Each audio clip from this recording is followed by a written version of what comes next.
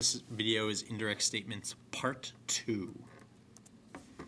So what we already know about indirect statements. First, every indirect statement is going to be introduced by a head and shoulder verb. Verbs that happen above the shoulders. I think, I know, I believe, I understand, I hope, and all are going to have that.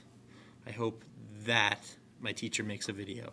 I understand that we have class tomorrow, etc. Every indirect statement has a subject in the accusative case for the indirect statement. And then part 3 of the indirect statement, every indirect statement has an infinitive for its main verb of the indirect statement clause.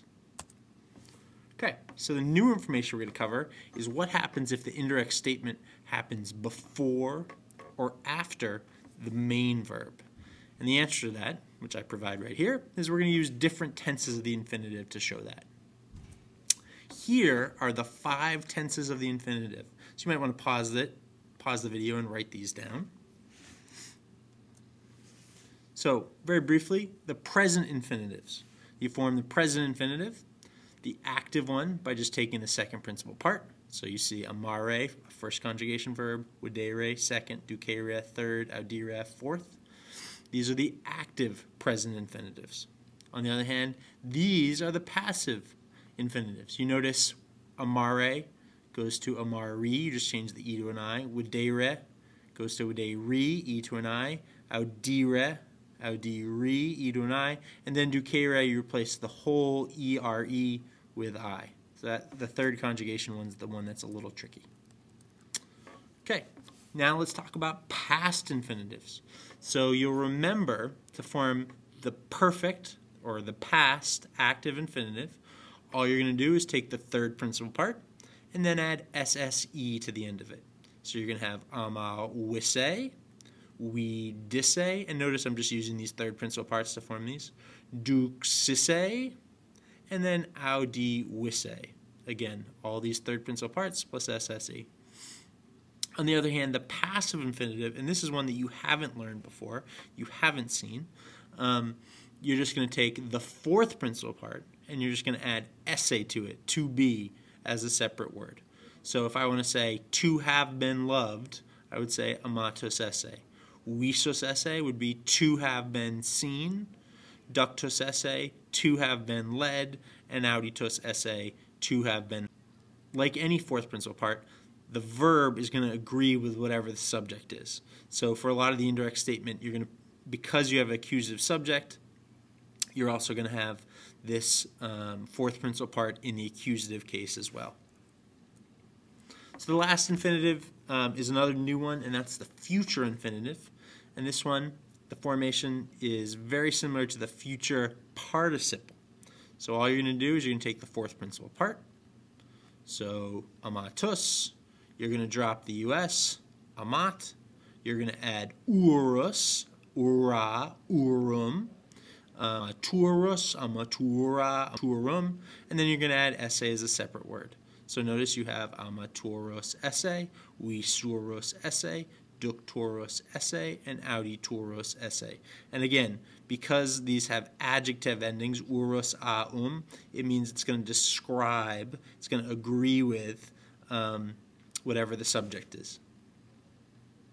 Okay, so again, these are the tenses of the infinitive. So when you're thinking about when does the indirect statement happen, what I want you to do is think about when does it happen relative to the main verb. If it happens at the same time as the main verb, you're going to use the present tense. So for example, I think that I am tired. I'm thinking happens at exactly the same time as I'm tired. If you want to indicate it's further in the past than the main verb, you're going to use the perfect tense. So I think that I was tired yesterday. I think that I ate a sandwich yesterday. I think that I fell asleep in Latin yesterday. All of those second clauses happen before the main verb. So in the past, you're just going to use the perfect. Lastly, if you want to indicate an action that happens in the future relative to the main verb, so after the main verb, you're going to use the future tense. I think that you will conquer the world. I think that you will enjoy your experience at Brookline High. I think that you will be tired by the end of this video. So those are a couple of examples of how you're going to use the infinitive in indirect statements. Okay, so some examples. Scio adolescentem opus domus facere. I know that the young man is doing his homework.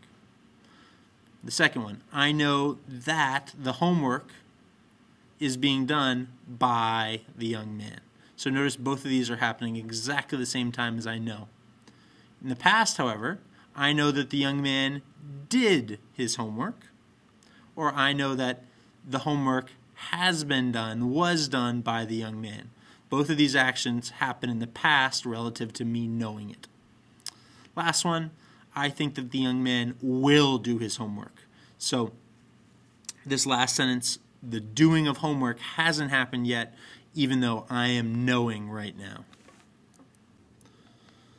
Okay, so a couple more examples. Putamus brutum Caesarem necare. We think that Brutus is killing Caesar. Present infinitive, so it's happening at the same time. They're both in the present.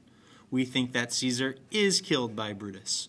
Again, this is present, which means it's the same time as another present verb. Very straightforward. These, however, are both going to be past tense. So we think that Brutus killed Caesar.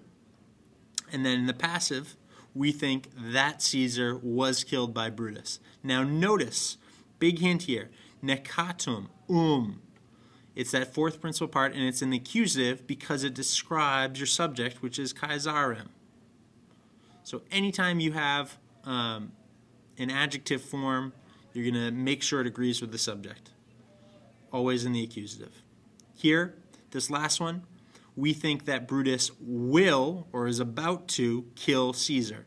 Notice necatorum describes brutum. Okay, so here are a couple more for you to try. See if you can take these down.